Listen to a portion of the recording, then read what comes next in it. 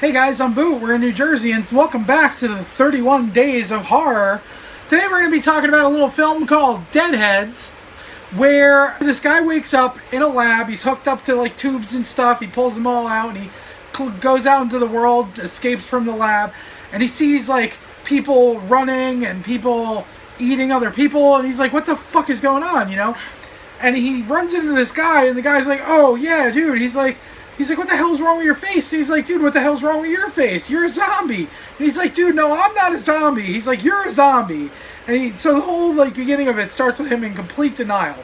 Yeah. He's talking to this guy, and the guy apparently was like a drug dealer, but he died of autoerotic asphyxiation, which, if you didn't know what that is, it's yeah, I'm not gonna explain that. Okay. Anyways, so he's talking to him, and he reaches in his pocket and he finds a ring in a box. And he realizes, oh my god, this was from my girlfriend. I was supposed to get married to her. And then, like, he goes, they are trying to run away from, like, the zombies and stuff, and they run across this house where this dude is killing zombies.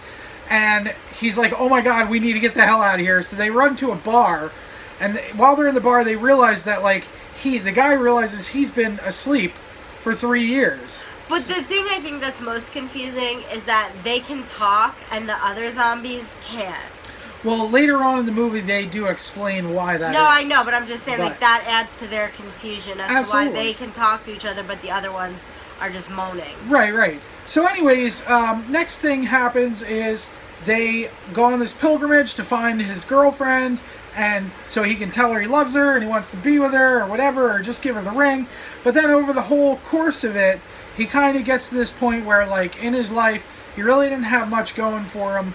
He was going into a writer's program, and, you know, his girlfriend actually gave him a letter, and he started to read it, which was her breaking up with him. The girl's father, on the other hand, happens to be the big boss at this lab. There's always one of these guys, these fucking schmucks, who are just above the law, do whatever they want. He's the guy who created the zombies and shot this guy.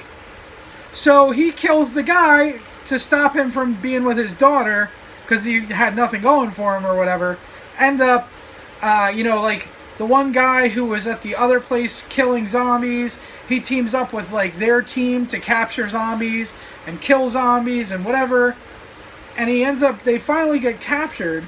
And the guy who they were working with, this one guy that they were like kind of holding him hostage, really. So they end up going to the girl's house, and like, you know, he's like, I don't know what I have to offer you, but like, your father killed me, and before that, I don't remember, I was supposed to propose to you, and this and that. Tells her, but I don't know what you want to do. Like, now I'm gonna go with him, and that's it. I'm sorry, you know, but I love you, and here's the ring, you know, I want you to have this to remember me by.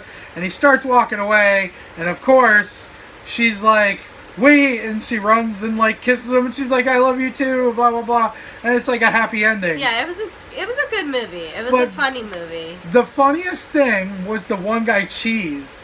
Oh, yeah. He was like an actual, like, dumb zombie. And so, like, they were, like, trying to train him like a dog or something. Yeah, he was fucking good. hilarious. He was very funny. So, and the other thing is, I loved when he went out to take a piss in the woods, and he ripped his dick off when he was shaking it off. Yeah. He ripped it off, and then he, like, stuck it in his pocket. Yeah, it was crazy. It was pretty funny. I recommend watching it. It was a funny movie. I think this was probably the second movie I saw that was actually a funny zombie movie.